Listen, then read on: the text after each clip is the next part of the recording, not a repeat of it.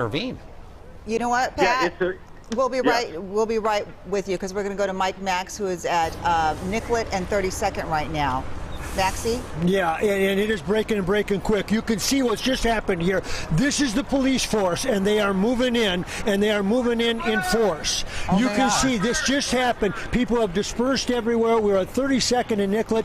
The State Patrol we're seeing here, it looks like in general the State Patrol and the National Guard, and they are moving due north right towards what would be downtown Minneapolis. They won't get that far, but we're not far from the Wells Fargo building that is engulfed in flames. We're also seeing, we're told to get back here from the National Guard. They are armed.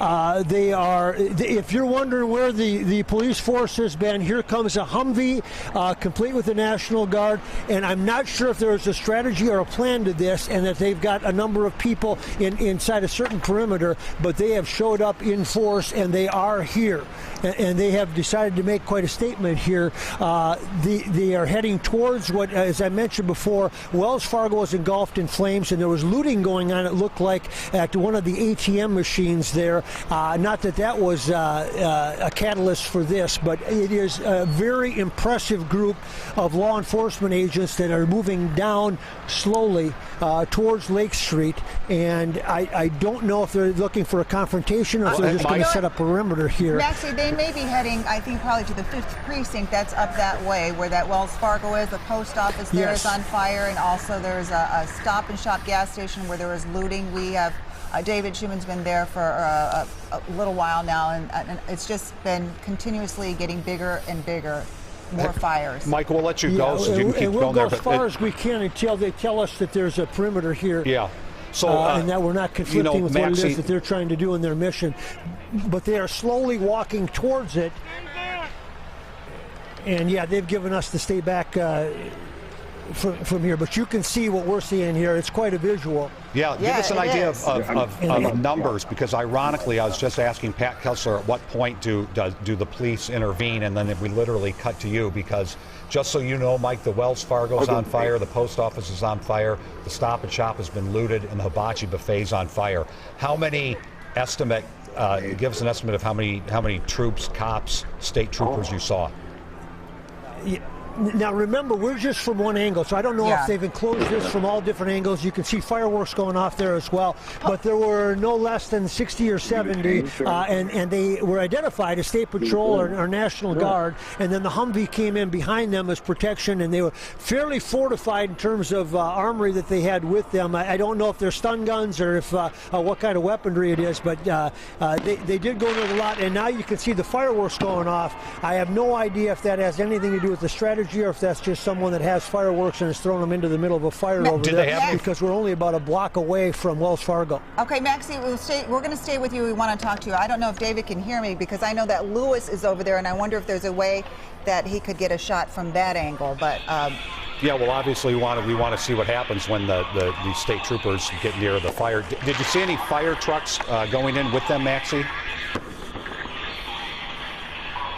I'm sorry, are you talking to me? Yeah, did you see fire trucks going in with them? Yeah, no fire trucks. And now we've got a loudspeaker, and they are issuing a warning that we're basically repeating what they're saying, that you're in violation, you must leave the scene.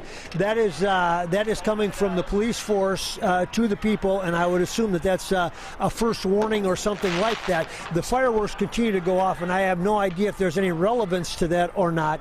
There's a small group. A lot of people dispersed when they saw the cops coming, and the word traveled very quickly that they were coming down 34th, and they were keeping tabs on them. A lot of people then dispersed, I think, to their cars and went home.